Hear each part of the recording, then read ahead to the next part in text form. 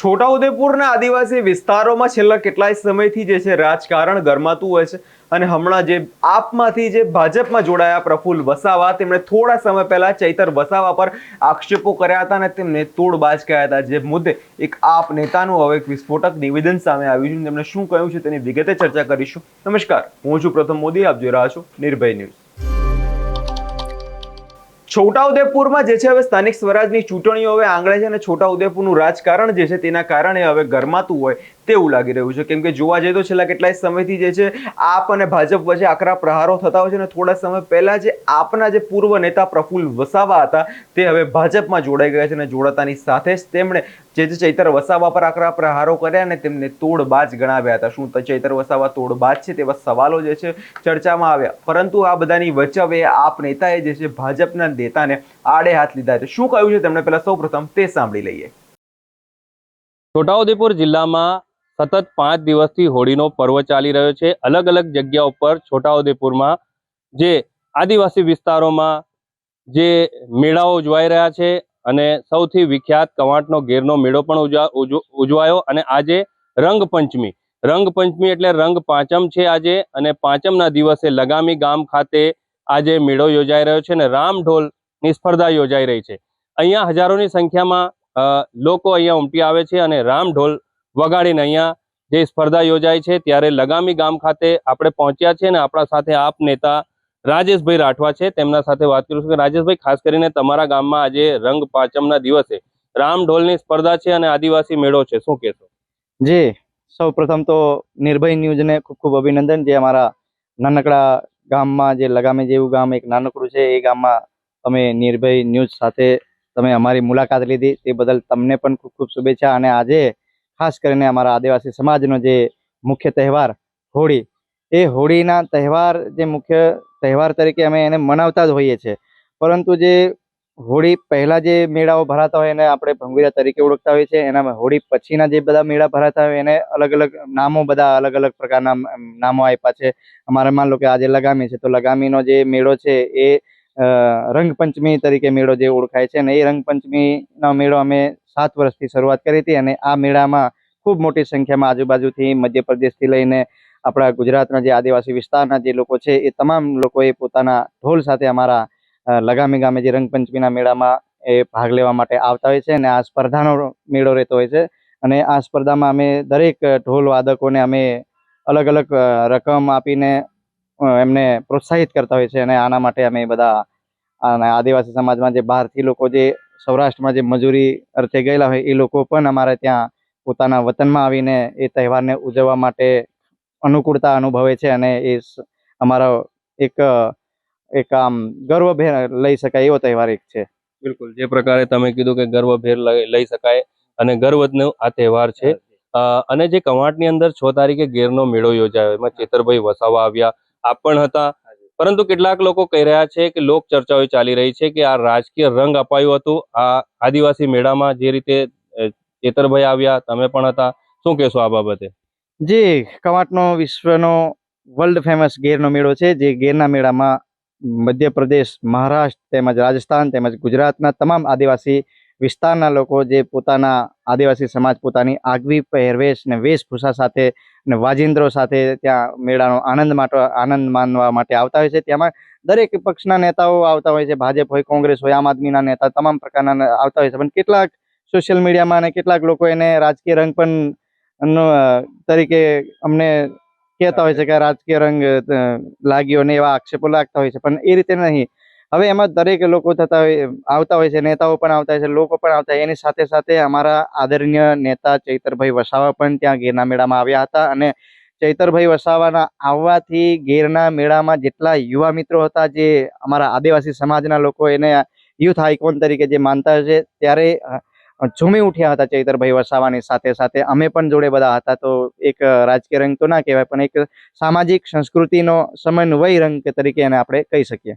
જે રીતે Rajeshbhai, social media ઉપર વચ્ચે મેં એક પોસ્ટ જોઈ હતી, સોશિયલ મીડિયા ઉપર એક પોસ્ટમાં એવું લખેલું કે રાજેશભાઈ જે છે ભારતીય જનતા પાર્ટી છોડીને આપ પાર્ટીમાં જોડાયા, ફરીથી આપ પાર્ટી છોડીને ભારતીય જનતા પાર્ટીમાં જોડાશે તેવું એક સોશિયલ મીડિયામાં પોસ્ટ મેં જોઈ હતી, અને એ પોસ્ટનો ખુલાસો શું છે રાજેશભાઈ? એમાં તો કેટલાક આજકાલના યુવા મિત્રો પોતાની ચેનલ, પોતાના ઇન્સ્ટાગ્રામ, યુટ્યુબ ચેનલો ચલાવવા માટે અને સસ્તી પ્રસિદ્ધિ મેળવવા માટે ઘણા ખરા ખોટા ન્યૂઝો બનાવીને પોતાની ચેનલો ચલાવતા હોય છે. તો એવું નથી. જે ન્યૂઝ ફેરવે છે એ તદ્દન ન્યૂઝ ખોટા છે. અને હું આમ આદમી પાર્ટીમાં હું મારા વિસ્તારને, મારા સમાજ માટે અને મારા જે પડતર પ્રશ્નો માટે અવાજ ઉઠાવવા માટે હું આમ આદમી પાર્ટીમાં આવ્યો છું. અને આદરણીય અમારા ચૈતરભાઈ વસાવા જે નેતા છે અમારા, એના માટે, અને એ હર હંમેશા અમારા આદિવાસી સમાજ જોડે અને વિસ્તાર સાથે રહેલા છે. અને આ જેવા અમુક ન્યૂઝો જે ચલાવે છે તદ્દન ખોટા છે, અને એ લોકો માટે હું બીજું તો કંઈ કહી ના શકું, પણ એના પર ધ્યાન ન આપવું. બિલકુલ. રાજેશભાઈ, ખાસ કરીને જે સોશિયલ મીડિયા ઉપર અત્યારે કોંગ્રેસ પાર્ટી વારંવાર એવી પોસ્ટો મૂકે છે કે આપ પાર્ટી એટલે કે ભારતીય જનતા પાર્ટીની બી ટીમ છે. આ બાબતે આપનો શું ખુલાસો? હવે કોંગ્રેસ પાર્ટીનું તો અમારા છોટાઉદેપુરમાં કે પછી આમ જોઈએ ને તો મધ્ય ગુજરાતમાં કોઈ પ્રકારનું અસ્તિત્વ બચ્યું જ નથી, તો કહી શકીએ ને તોય ચાલે એવું છે. કારણ કે કોંગ્રેસ પાર્ટીમાં એવા કોઈ નેતા કે એવો કોઈ યુવા મિત્ર કે એવોય નથી કે અમારા છોટાઉદેપુરના પડતર પ્રશ્નો માટે જનૂનીથી ઉઠી શકે. એવો કોઈ કોંગ્રેસ પાર્ટીના મિત્રો નથી કે એવા કાર્યકર્તા પણ નથી. જે તે વખત કોંગ્રેસ સરકારનો પણ સમય હતો, દાયકો હતો, દશકો હતો ઇન્દિરાજી વખતે, ને આજે એવું કોઈ છે નહીં. અને કોંગ્રેસ પાર્ટીને અમે કોઈ આમ હરીફમાં પણ નથી લેતા.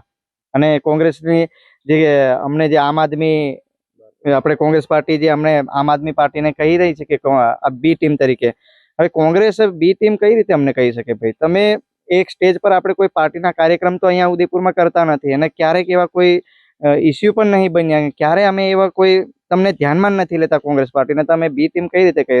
હા, કોંગ્રેસ નક્કી બી ટીમ છે. કોંગ્રેસ ભારતીય જનતા પાર્ટીની બી ટીમ નક્કી છે. કારણ કે આ તમે ટૂંક સમયમાં ડેરીના બધા ચૂંટણીઓ થઈ, એમાં કેટલાક ભારતીય જનતા પાર્ટીના ઉમેદવારો બિનહરીફ થયા છે. કારણ શું? કોંગ્રેસ પાર્ટીના લોકો ઉમેદવારી પત્ર ભર્યું ખરા, પણ એમની કોઈ રાજકીય સાંઠગાંઠના કારણે એ લોકો પોતાના પાછા ઉમેદવારી પત્રો ખેંચી લીધા, અને બિનહરીફ ભારતીય જનતા પાર્ટીના કેટલાક ડિરેક્ટરો બિનહરીફ પણ થયા છે. તો એમાં સીધે દેખાઈ આવે છે કોંગ્રેસ પાર્ટી ભારતીય જનતા પાર્ટીની બી ટીમ ખરી છે. બિલકુલ, જે રીતે તમે આક્ષેપ કર્યો કે કોંગ્રેસ ભારતીય જનતા પાર્ટીની બી ટીમ છે, પરંતુ અત્યારે ચેતરભાઈ વસાવાના ગઢમાં જે રીતે ડેડિયાપાડાના અંદર રાજભાઈ વસાવા અને પ્રફુલભાઈ વસાવા જે રીતે ભારતીય જનતા પાર્ટીમાં જોડાયા, અને ચેતરભાઈ ઉપર આક્ષેપ પ્રતિ આક્ષેપ થઈ રહ્યા છે. અને જે રાજભાઈ વસાવા છે તેમણે સોશિયલ મીડિયા ઉપર એક પોસ્ટ લખી છે કે 2027માં અમે ડેડિયાપાડામાં આ પાર્ટીને હરાવીશું, અને ચેલેન્જ આપ્યું છે.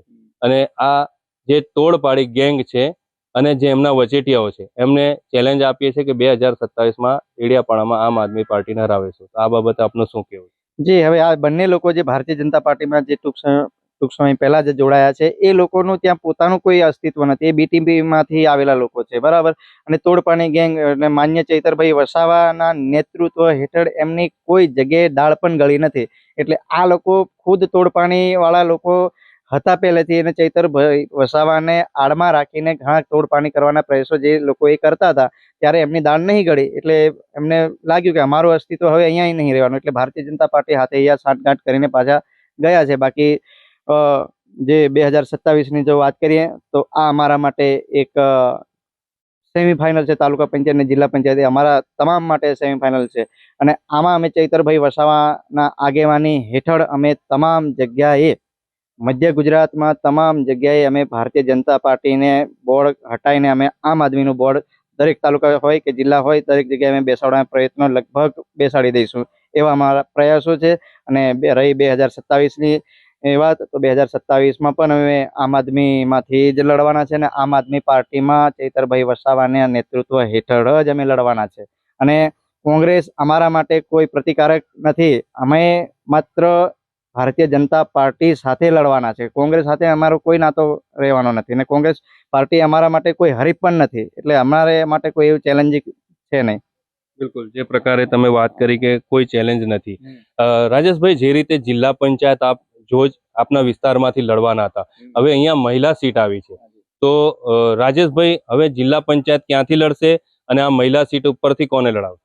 જે અહીંયા રહી વાત જોજ જિલ્લા પંચાયતની સીટની જો વાત કરીએ તો સતત આ ચોથી વખત લગભગ મહિલા ની સીટ આવી છે. તો આના માટે તમામ પાર્ટીઓ માટે જ આ ખોટનો વિષય ગણી શકાય. માત્ર આમ આદમી પાર્ટીને ખોટ છે એવું નથી, દરેક પાર્ટીઓ માટે આ ચેલેન્જિંગ છે. સરકાર ને ચૂંટણી પંચ અને જો આ લોકો જો કહેતા હોય તો એ લોકો પોતાના પાર્ટીના લેટર પેડ દ્વારા રજૂઆત કરી શકે. અને બાકી બીજી પણ ઘણી જિલ્લા પંચાયતો 32માંથી છોટાઉદેપુરમાં પણ ઘણી જગ્યાએ પુરુષ સીટ છે, તો અમે સીધી જ વાત છે, રાજેશ રાઠવા ત્યાં ગમે ત્યાં જ્યાં પુરુષની સીટ હશે ત્યાં લડવાના છે. એ કોઈ બી હોય, કોઈ બી મેદાન હોય. મારા માટે કોઈ છોટાઉદેપુર તાલુકામાં કોઈ જ ચેલેન્જિંગ રૂપ નથી. બિલકુલ, જે પ્રકારે તમે કીધું કે કોઈ ચેલેન્જિંગ રૂપ નથી, પરંતુ જે સ્થાનિક સ્વરાજ્યની ચૂંટણી આવશે તો આપ પાર્ટી ઝંપલાવશે, કોંગ્રેસ હશે, ભારતીય જનતા પાર્ટી હશે. આપ પાર્ટીના પ્રયત્નો કેવા રહેશે કે આપ પાર્ટી હવે તાલુકા પંચાયત ને જિલ્લા પંચાયત ઉપર કબજો જમાવે? આપ પાર્ટીમાં એવું છે કે દિન પ્રતિદિન અમારા આપ પાર્ટીનો ગ્રાફ વધતો જાય છે, અને યુવા હોય, શિક્ષિત હોય કે બેરોજગાર હોય, એ તમામ લોકો અમારી પાર્ટી હાથે આજે છે. અને નોકરિયાત વર્ગના લોકો પણ એમના નોકરીથી બેકગ્રાઉન્ડ પાછળ અમારા પાછળ આમ આદમી પાર્ટી પાછળ ને જે બોલતો ચાલતો જે યુવા હોય એની પાછળ ફૂલ સપોર્ટ હોય છે.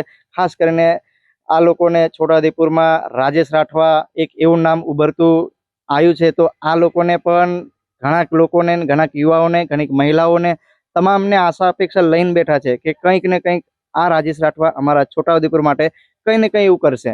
એટલે બધાને જ વિશ્વાસ છે. અને આવનારું તાલુકા પંચાયત અને જિલ્લા પંચાયત અમે સીધું જ ભારતીય જનતા પાર્ટીનું જે બોર્ડ બેઠું છે એ બોર્ડને હટાવીને અમે આમ આદમી પાર્ટીનું બોર્ડ આખા છોટાઉદેપુર જિલ્લામાં અને છોટાઉદેપુર જિલ્લાની તમામ તાલુકા પંચાયતમાં બોર્ડ બેસે એવા પ્રયત્નોથી લડવાના છે. અને મારે તો ભારતીય જનતા પાર્ટીને એટલું જ કહેવાનું છે, તમે ફરી મલકા પટેલના અધ્યક્ષ સ્થાનમાં જિલ્લા પંચાયત લડવાના છો. મારે આ જ કહેવું છે, એક તમે છોટાઉદેપુર ટ્રાઇબલ જિલ્લો હોવાના નાતે તમે ગવર્મેન્ટના રૂલ્સ ને રેગ્યુલેશન પ્રમાણે 2.5 વર્ષ જો તમે મલકાબેન પટેલને આપ્યા હોત તો સારું રહેત. પણ તમે એને પણ ગાઈડલાઈનને પણ સાઇડલાઈન કરીને તમે ભારતીય જનતા પાર્ટીના હોદ્દેદારો અને છોટાઉદેપુરના કોઈ પણ નેતા અને કોઈ પણ જિલ્લા પંચાયત સદસ્યમાં એવી કોઈ તાકાત નથી કે ભારતીય જનતા પાર્ટીના મોવડી મંડળ સામે કહીને તમે બોલી શકો કે અમારા આદિવાસી જિલ્લામાં પણ અમારા આદિવાસી સમાજનો પ્રમુખ હોવો જોઈએ. આજે એક બી નેતામાં તાકાત નથી. એક બી નેતા જે તે વખત CR પાટીલ સામે અવાજ ચૂં તક નહીં કરી શક્યા. એટલે અમારા માટે તો અમે તો એક આદિવાસીના ચહેરા પર છોટાઉદેપુર જિલ્લા પંચાયત અને તાલુકા પંચાયત લડવાના છે. ને ભારતીય જનતા પાર્ટી તો છે જ, એમને મલકાબેન પટેલ જેવા શ્રેષ્ઠ નેતૃત્વ છે. એટલે એના વિશે બીજું તો આપણે શું કહીએ? તમે જોવો છો ને અમે જોઈએ છે ને જનતા જોવે છે ને ઉદયપુર આખું જોવે છે. ને અબકી બાર છોટાઉદેપુર મેં આમ આદમી. બિલકુલ, જે પ્રકારે આ હતા રાજેશભાઈ રાઠવા, જે આપ નેતા છે, તેમના સાથે આપણે તમામ મુદ્દે ચર્ચાઓ કરી છે. અને સાથે સાથે જે આવનારી સ્થાનિક સ્વરાજ્યની ચૂંટણી છે તેમને લઈને પણ તેમણે નિવેદનો આપ્યા છે. અને ખાસ કરીને એમને એક મહત્વની વાત કહી કે અબકી બાર આમ આદમી કી સરકાર, તેવું પણ રાજેશ રાઠવાએ કહ્યું છે. હવે જોઈ રહ્યું કે સમય આવશે જ્યારે સ્થાનિક સ્વરાજ્યની ચૂંટણી આવશે ત્યારે કોનું પલ્લું અહીંયા ભારી રહેશે તે તો સમય જ બતાવશે. રફીક મકરાણી, નિર્ભય ન્યૂઝ, છોટાઉદેપુર. એટલે હવે જે રીતે ચૂંટણીનો માહોલ નજીક આવી રહ્યો છે ને, અને તેને જોતા અત્યારે જે છે એકબીજા પર આકરા પ્રહારો કરવામાં આવી રહ્યા છે, તો જોવાનું કે આગળના સમયમાં શું થાય છે. પરંતુ એક વાત તો નક્કી છે કે જે ટૂંક સમયમાં જે સ્થાનિક સ્વરાજની ચૂંટણીઓ આવવાની છે તે 2027નું ચિત્ર સાફ સાબિત કરી દેશે. આ વિષયમાં તમારો શું અભિપ્રાય છે તેમને કમેન્ટ કરી ચોક્કસથી જણાવજો. અને અમારી ચેનલ નિર્ભય ન્યૂઝને લાઇક, શેર અને સબસ્ક્રાઇબ કરવાનું ભૂલશો નહીં.